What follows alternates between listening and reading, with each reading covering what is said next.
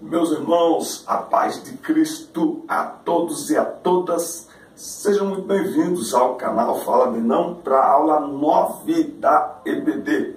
Quero te lembrar uma coisa, estamos fazendo aqui algumas modificações, adaptações para melhorar as aulas, então quero te lembrar de se inscrever no canal. Somos mais de 10k, mais de 10 mil inscritos, mais de 500 mil de pessoas já visualizaram os nossos vídeos. Eu devo isso a Deus e a você.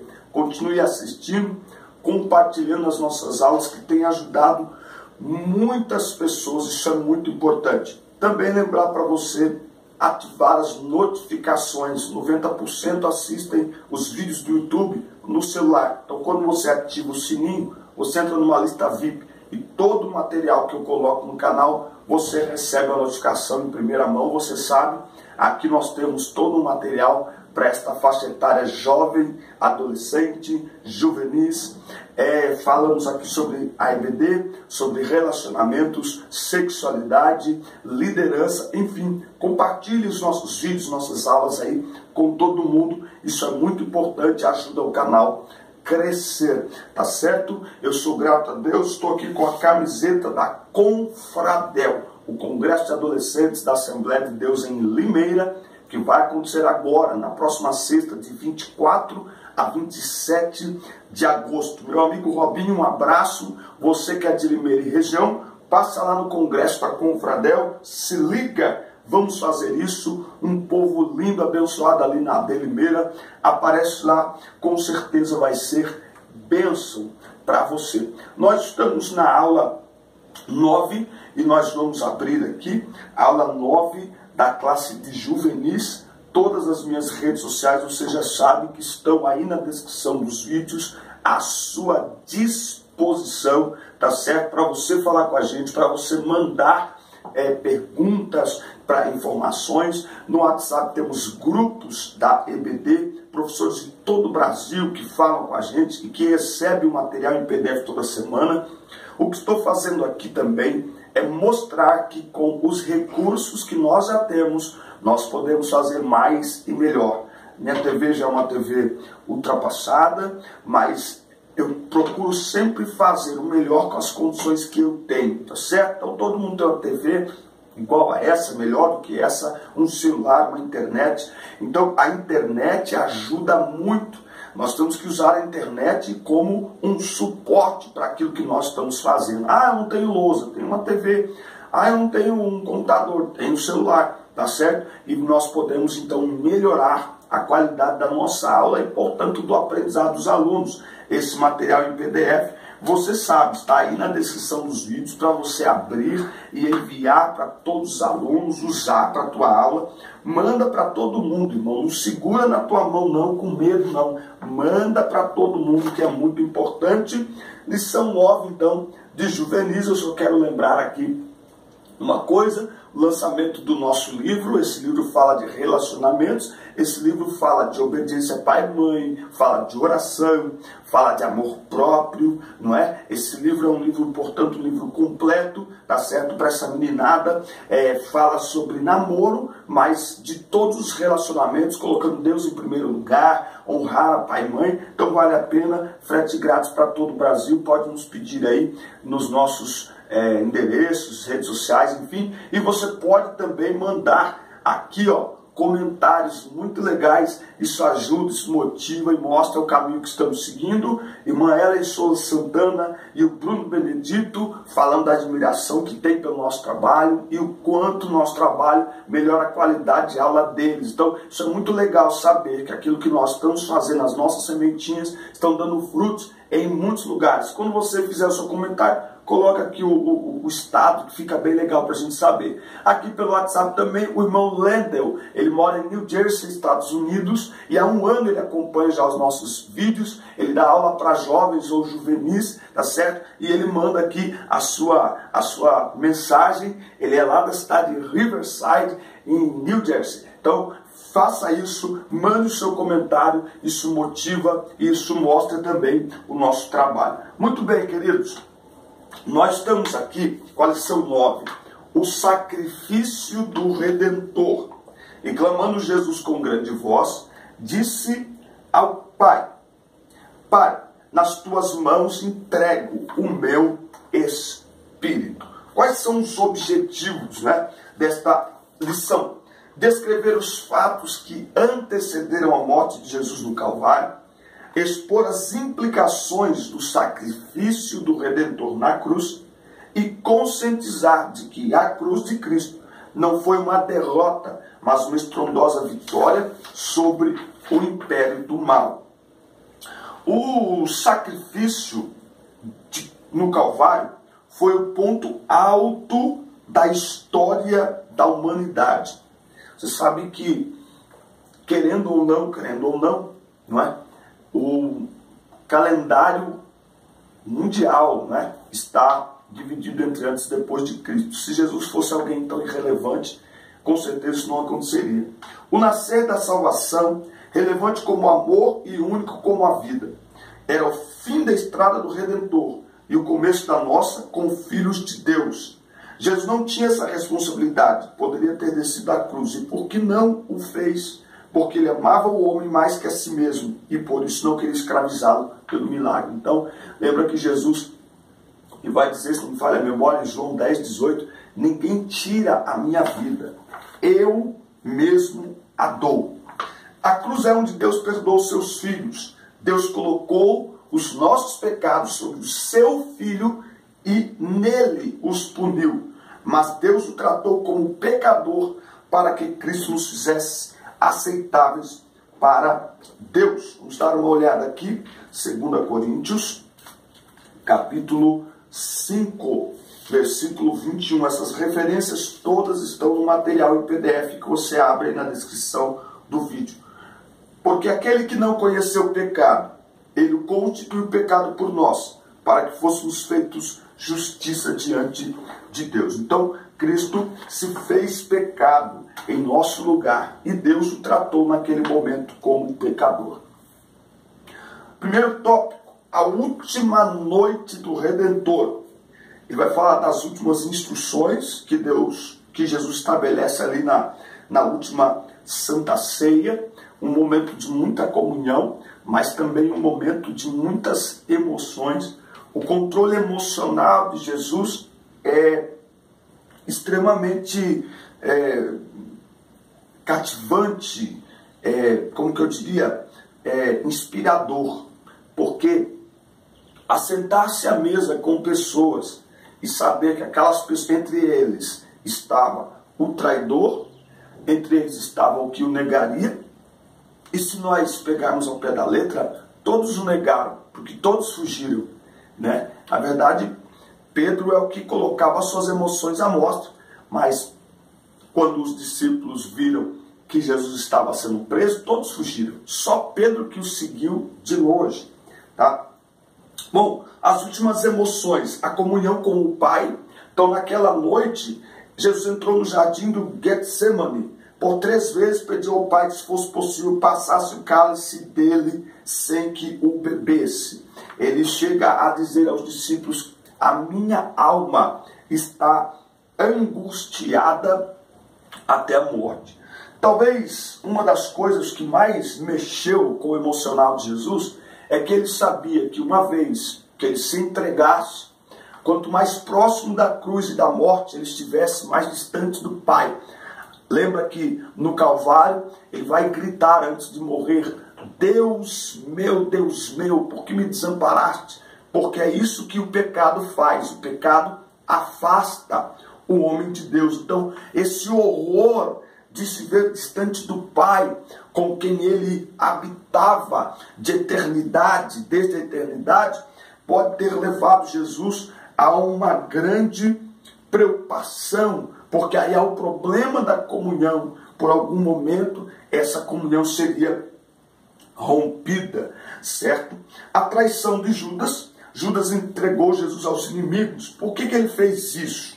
O mundo jamais verá outra vez, uma amizade tão sincera como aquela que Jesus nutria por Judas. Lembra que quando Judas chega com os soldados e ele dá o beijo em Jesus como sinal de que era aquele que eles deveriam prender, lembra-se que Jesus ainda o chama de amigo. Amigo, a que vieste. Como quem diz, olha, eu sei o que você está fazendo, mas o que você está fazendo não altera o que você representa para mim. Você é meu amigo, eu ainda o considero como meu amigo, tá certo? E então, como acontece com todos que pecam deliberadamente, Judas sentiu remorso. Remorso é aquela culpa que a pessoa sente e ela prefere remoer com ela mesma do que extravasar, do que confessar e se arrepender. Fica remoendo e isso causa doenças, inclusive físicas, úlceras, câncer, né? Mas Jesus tinha amizade sincera por Judas.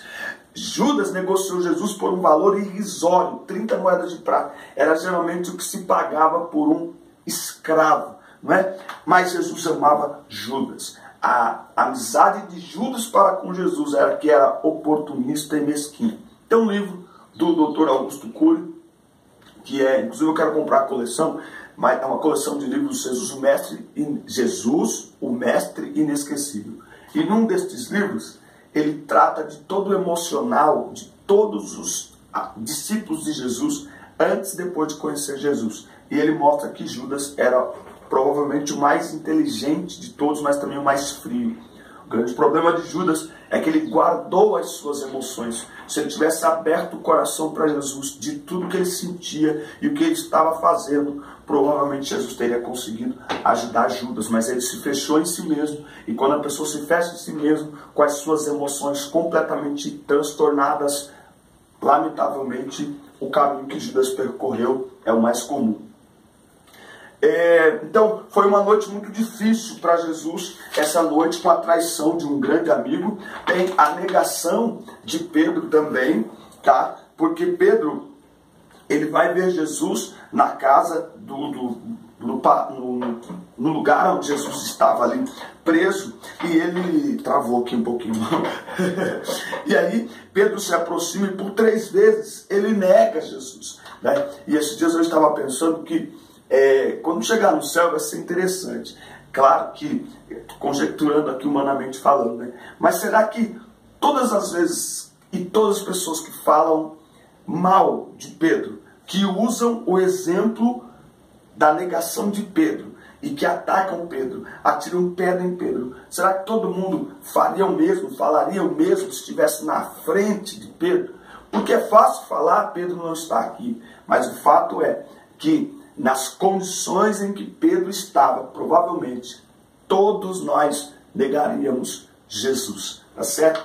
Todos nós negaríamos Jesus. Eu vou dizer para você, eu estou com Pedro. Naquela condição, eu acho que eu não seria melhor do que Pedro, não. Mas o olhar de Jesus para Pedro o comoveu. Essa é a diferença. Olha só, Judas está frente a frente com Jesus. Jesus o chama de amigo, mas ele está trancado nas suas emoções e nada acontece. E depois ele acaba não conseguindo administrar o seu remorso, a sua culpa.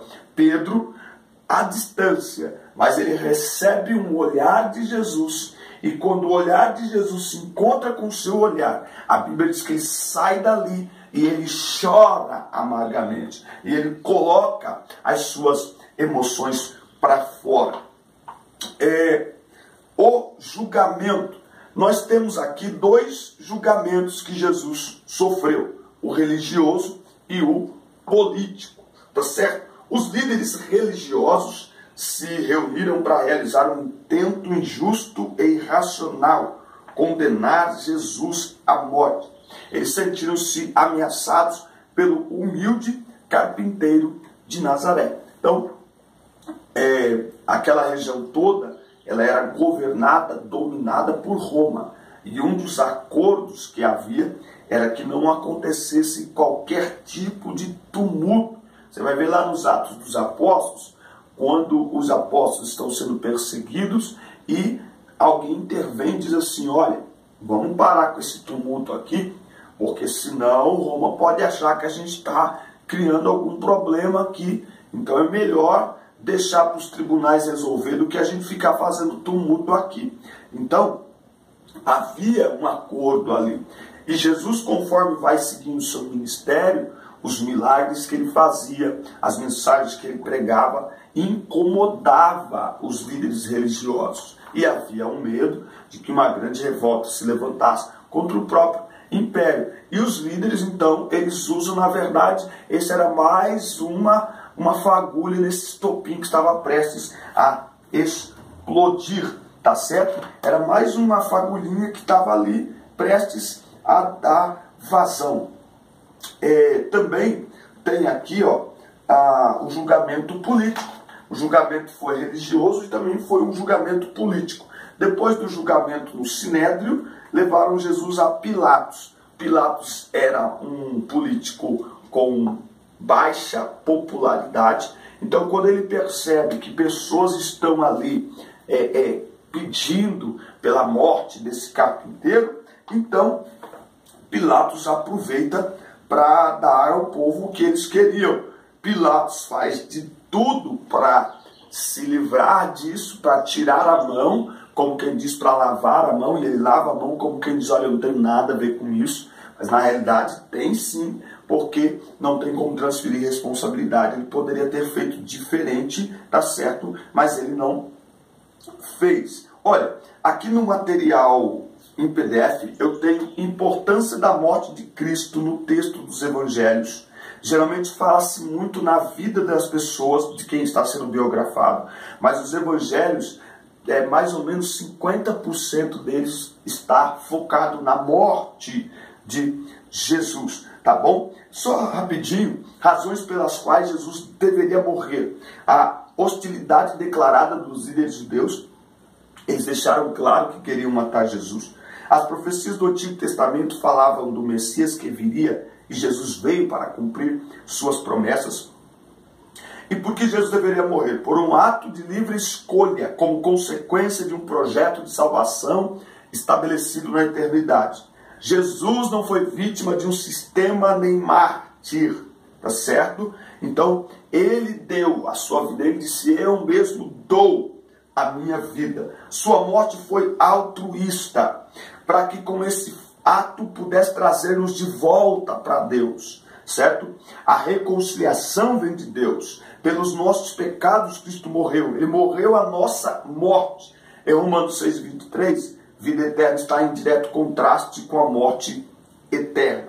Então, Jesus fez de tudo para que nós pudéssemos ter vida, e vida com abundância. Por isso ele precisava morrer. Interessante isso. O justo, o santo, morreu para que nós tivéssemos vida. O sacrifício, o início da crucificação. Nessa parte aqui era muito importante que você desse uma olhada. Eu vou colocar o link aqui. A crucificação descrita por um médico, o francês Pierre Barbet. Ele, como médico, ele estudou toda a anatomia do corpo, certo? E ele descreve então a crucificação do ponto de vista médico. Tudo que Jesus sofreu, é muito bacana isso. A cruz era a pena capital mais cruel da época. Ela já era utilizada antes dos tempos de Jesus. Os romanos, como tudo que eles punham a mão para fazer, eles fizeram adaptações e aperfeiçoaram com a intenção de trazer ainda mais dor e mais sofrimento naquele instrumento de tortura.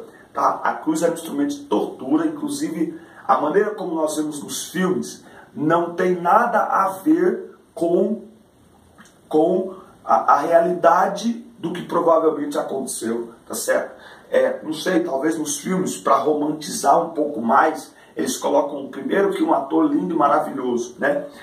Mas provavelmente a cruz não foi daquela forma, provavelmente a cruz não era assim, a cruz era assim, não é? Então a pessoa carregava essa parte de cima, chamada de patíbulo, ela carregava do lugar de sua prisão até o lugar da crucificação, tá certo? E aí chegando lá, então, ela era pregado nos pulsos, tá?